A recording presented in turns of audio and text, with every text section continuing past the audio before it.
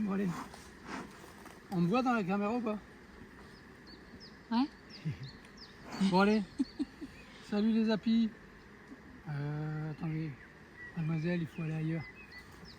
Hop. Voilà. On sait pas si on va s'en servir, mais on sait jamais.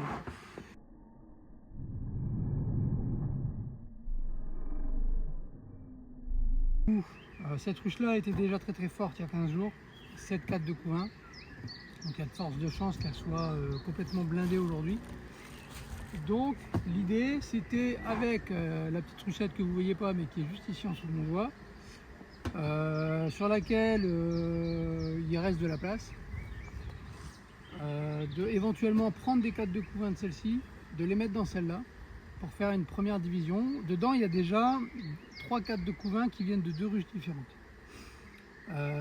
C'est beaucoup trop tôt pour la saison, d'accord, faites pas ça maintenant, ça sert à rien.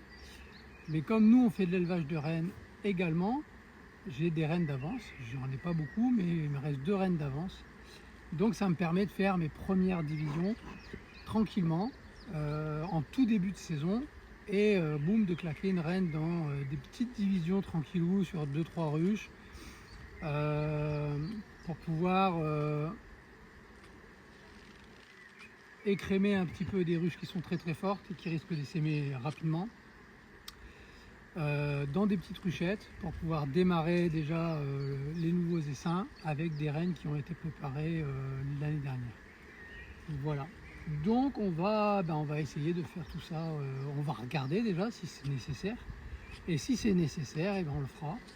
Et si on le fait, de toute façon j'ai pris une reine qui va mettre dans ma poche.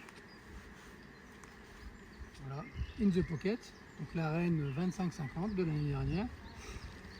Et on verra si on a besoin de la mettre ou pas.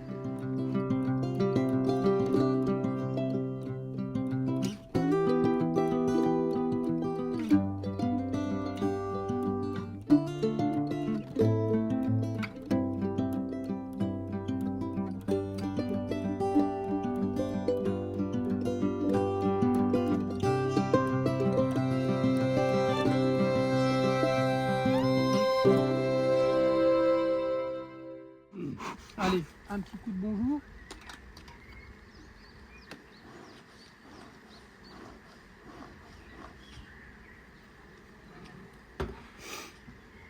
Arrêtez déjà sur 7,4 de couvain. Hein. Donc on avait enlevé la partition la dernière fois et on avait mis un cadrage en base. Donc potentiellement, si jamais elle est suffisamment forte, le cadrage en base il devrait être entièrement bâti. D'ailleurs, ce qu'on peut regarder, c'est ici dans le nourrisseur, on a déjà des abeilles qui traînent. Donc potentiellement, ça veut dire que dedans, il y a déjà beaucoup de population et qu'elles cherchent à peut-être à nettoyer le nourrisseur pour pouvoir éventuellement penser à construire des cadres là-dedans, des cires là-dedans. On va voir. Hop.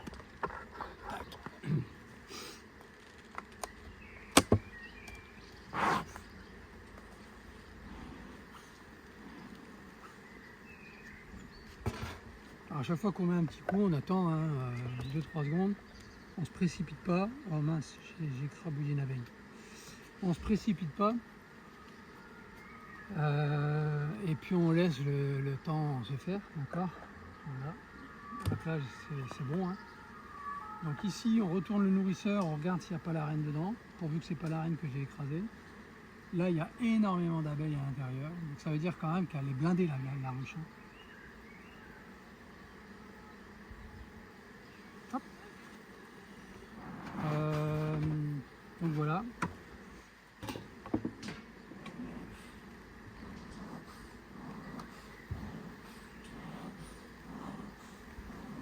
Alors, tiens, on va préférer mettre quand même sous le cadre. Voilà. Alors ça, j'en avais déjà parlé sur une autre vidéo, mais regardez un petit peu ici. Hop. Ça là, ce qu'il y a ici, c'est une fausse teigne. Donc elle, on la laisse pas. Hein. Bien sûr, on l'enlève. On la vire vite fait, bien fait.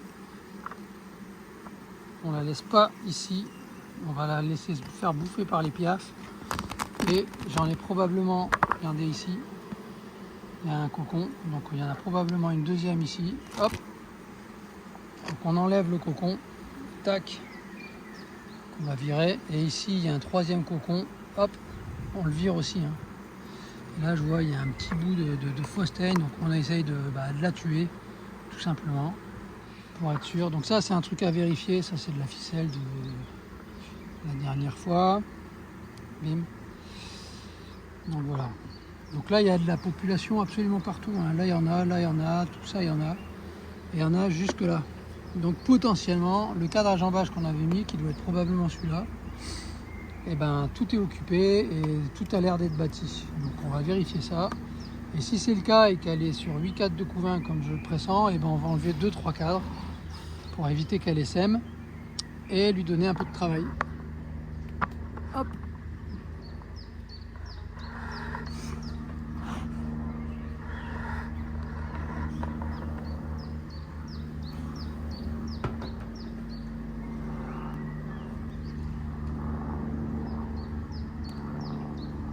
C'est super lourd,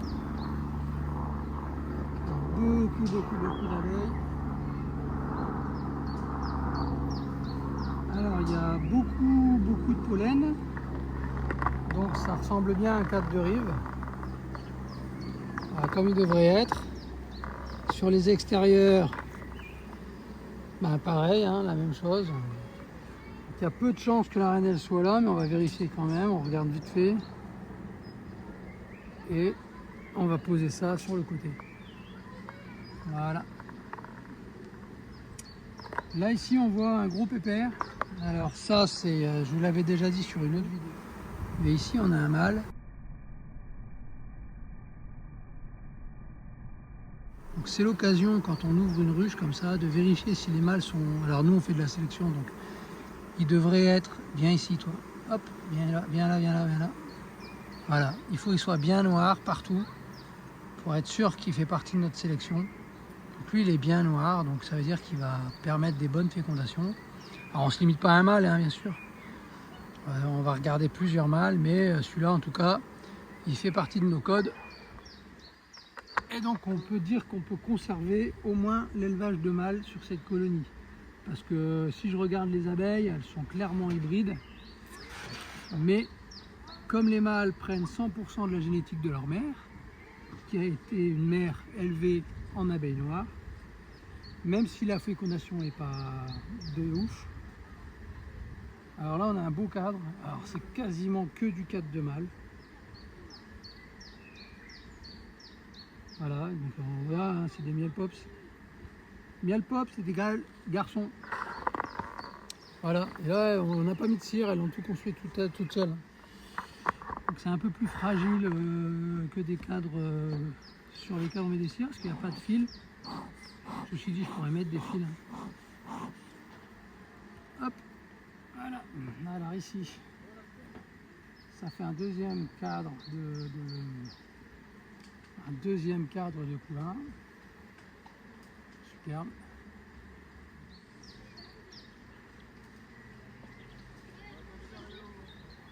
Hop. Un troisième cadre de mâle, on va essayer de trouver la reine. Et l'idéal, ce serait de prélever un cadre où il y a principalement du couvain fermé. Voilà. Donc celui-là, c'est un bon candidat. Le troisième. Mais on va en prélever au moins 2, hein, parce que je pense qu'on est sur 8 cadres de couvain.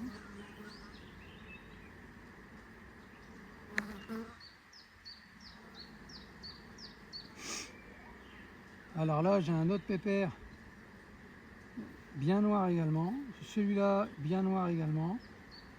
Donc on reste sur le code abeille noire. Là, j'en ai un autre très noir aussi. Lui aussi très noir. J'en vois pas qu'il soit hybride. Donc même si la reine, elle n'est pas franchement noire, les mâles sont très noirs. Celui-là est noir aussi.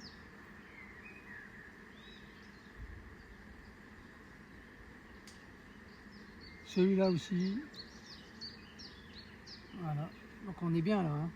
En mâle noir, on est très bien. Ah, la reine, elle est là. La reine, elle n'est pas franchement noire.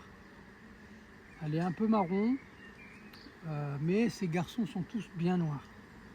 On va attendre Pauline qui va nous ramener la grille à rennes, enfin la cage à rennes. Petite pince comme ça, très pratique. Une fois que vous avez trouvé la reine, bah, vous l'empêchez de s'en aller. Voilà. Vous la mettez dans la pince, vous la laissez sur le côté, et après, bah, vous pouvez travailler comme vous en avez envie. Donc, je pense que je vais prendre le troisième.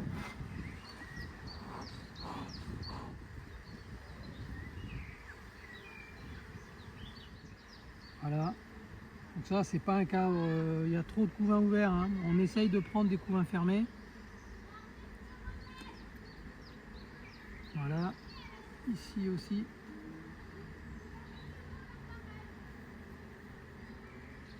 Ah voilà, un petit couvain, un bon couvain fermé. Donc si j'en prends deux, je vais probablement prendre celui-ci. Voilà, couvain fermé, il y a un petit peu de mal. Voilà, donc on va dire le 3 et le 6. 3 et 6, on pourrait prélever. On va continuer quand même de la visite. Hop. Là, c'est un couvain semi-ouvert et semi-fermé. Donc on va préférer un fermé, hein, pour éviter d'avoir des possibilités d'élever des rennes.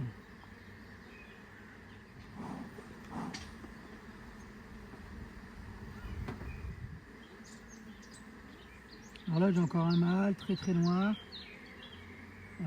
Tous les mâles que j'ai vus étaient bien noirs, hein. Lui est très très noir aussi. Alors si vous voulez vous entraîner à marquer des rennes ou à attraper des rennes, attraper des mâles, ils ne peuvent pas vous piquer. Marquer des mâles, ils ne peuvent pas vous piquer non plus, ils n'ont pas de dard. C'est assez facile à faire. Hop. Donc on a du couvain. Donc on va le laisser, hein. Hop.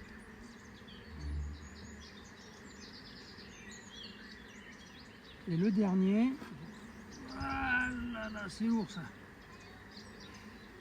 Ça c'est blindé de miel. De toute façon ça se sent, hein, c'est très très lourd. Ici, plein de miel et de pollen. Ok, c'est parfait. Donc on remet tout ça. Ce qu'on va faire sur une colonie comme ça, parce qu'on ne vient pas souvent sur ce rucher, et c'est parce qu'on ne vient pas souvent sur ce rucher que je fais comme ça. À côté de chacun des cadres de rive, je vais mettre une cire gaufrée. Donc Pauline, si tu veux me donner une cire gaufrée, ce serait parfait. Tu peux même m'en donner deux en vrai.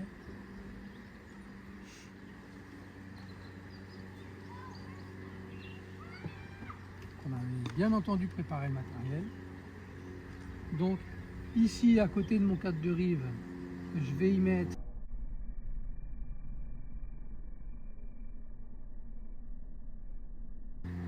une cire gaufrée, une nouvelle. Ça va leur donner du travail. Là, il est blindé, hein, il est sur 8. Hop.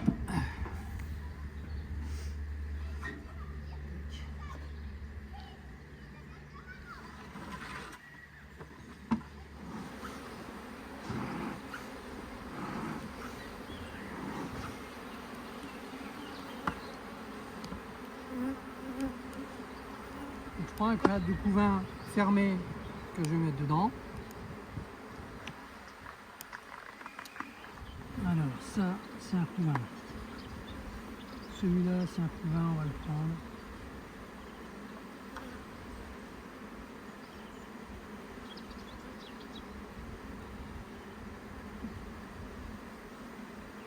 Hop.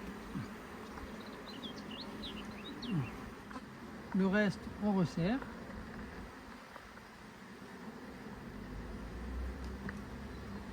La reine est toujours là. Ça, c'est du couvain. Ça, c'est du couvain. De derrière, je remets une cire pour qu'elle travaille. On est d'accord? Et je repositionne le cadre de pollen et de miel qu'il y avait en bordure pour finir le boulot. Voilà. Donc là on a reconstitué, on leur a donné d'autres travail. Et on va pouvoir libérer la reine ou ces petites abeilles. Donc là elle est en train de rentrer. Hop, tac.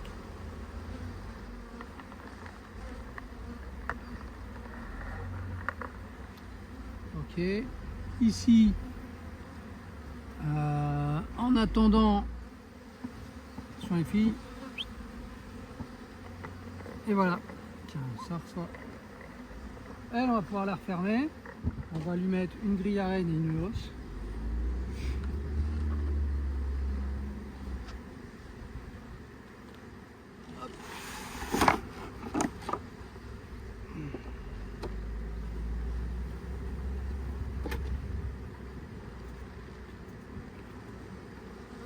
Voilà, mais ça va pas les empêcher de faire du miel. Hop.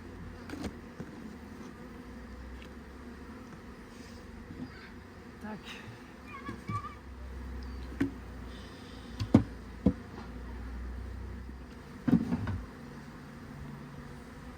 Euh, 6 cadres de couvain. On en a enlevé 2 cadres de couvain. Et 2 MP plus 2G. Voilà.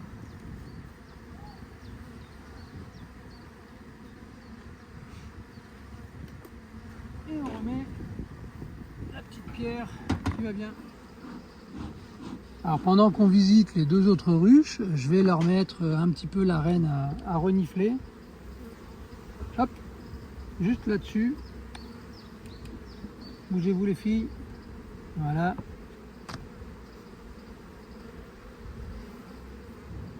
Et pendant qu'on travaille, elles vont s'habituer un peu à l'odeur. Et après, on l'introduira.